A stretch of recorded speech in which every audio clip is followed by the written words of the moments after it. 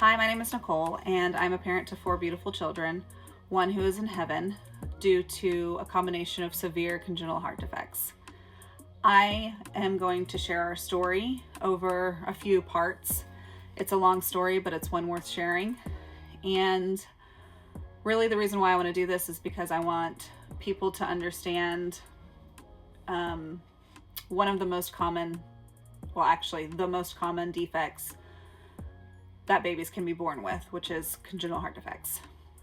Now, Max's story is pretty intense. There are a lot of sad moments, a lot of devastation, and a lot of details that might trigger some emotions for someone who's lost a child or even had a child in the NICU, had a traumatic birth experience. So this is my trigger warning for you. So I'm going to start first with what our life looked like before Max's diagnosis. So I have 3 children who are now 13, 7, and 5.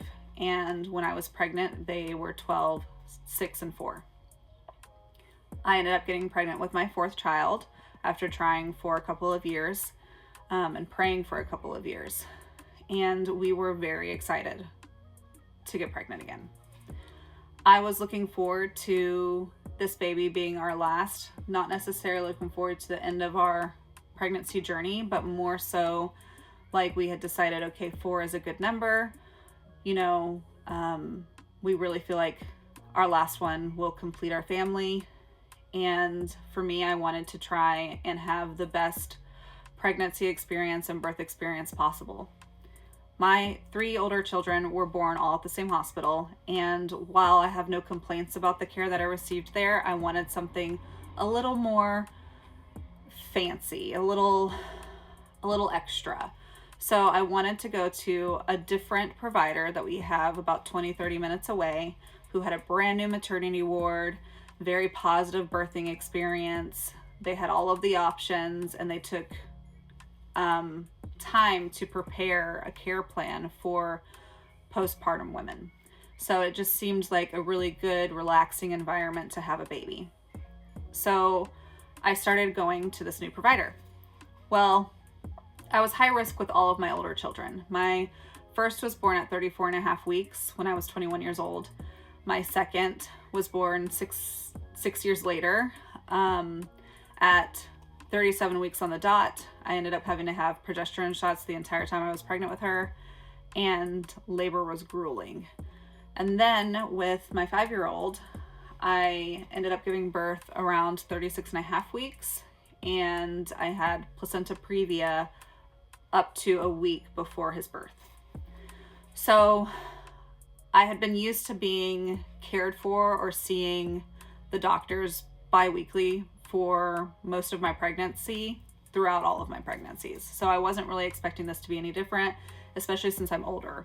I'm now 35, about to be 36, but I was 34 at the time, and they could not help but remind me that I was geriatric in pregnancy years. So I took my family to the first ultrasound with us, and everything looked great. We got to see baby Max. Of course, we didn't know at the time that he was a boy, but we were all very excited, my little ones especially, and it was enjoyable. I ended up having bi-weekly appointments just to make sure that my cervical length was good and where it was supposed to be, that my amniotic fluid was forming the way that it should, and all of that stuff to make sure that I wasn't going to go into early preterm labor. So Christmas Eve, I end up going to an appointment early in the morning. I had told my husband to stay home because, again, we had so many appointments that he didn't need to come with me to every one.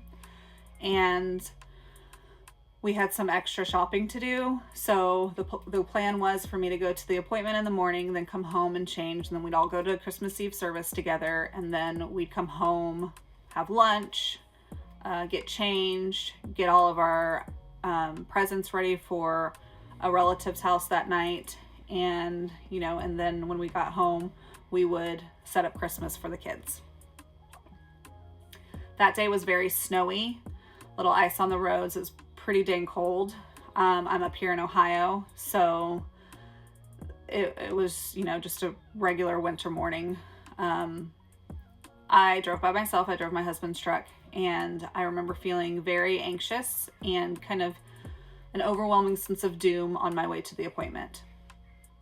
I don't know why. I ended up fighting those intrusive thoughts as best as I could, but that's just what I was feeling when I got there. I had just this instinct of, okay, this is going to be a different kind of appointment, and I really don't know what to expect. So I pull in, and the parking lot's pretty empty.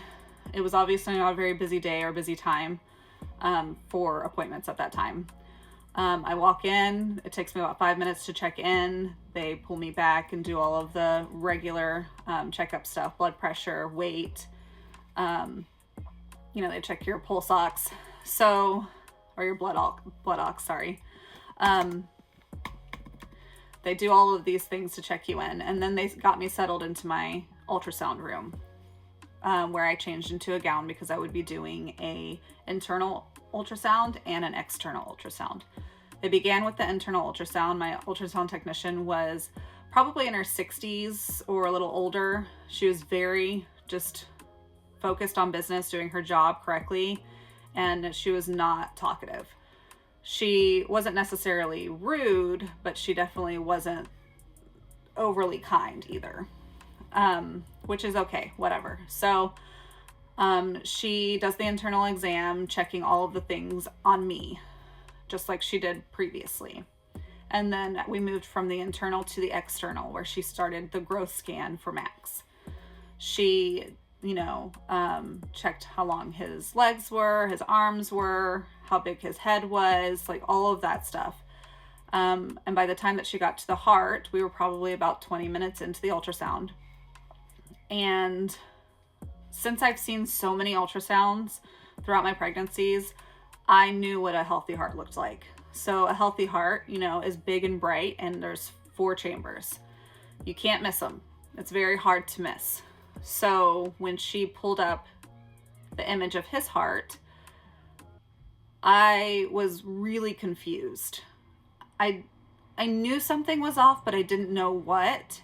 And I mentioned like seeing something clapping, and I've come to learn that that was the tricuspid valve, but I only saw one set of clapping. Now, if you have 4 chambers, normally you have 2 valves that are, you know, you have the mitral valve and the aortic valve and the tricuspid valve. You've all these valves that are moving.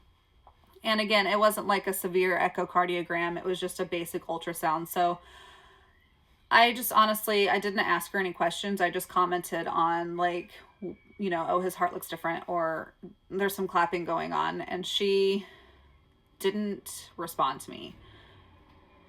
For someone who was already quiet, she was a heck of a lot quieter looking at his heart. And she spent probably the next 25 minutes looking at his heart. I saw her checking the inflow and the output and the size and so many pictures and so many recordings of his heartbeat. I knew something was wrong just because of the way her energy changed. But again, I'm not an ultrasound technician. I'm also not a radiologist. So I literally have no idea outside of just my experience of seeing them as a mom. So we end the ultrasound, and she's a bit kinder than she had been previously. She asks me nicely to get dressed, and then takes me to a chair in the hallway to wait for a room. And then I see her take the doctor into the ultrasound room and close the door. Stick around for part 2.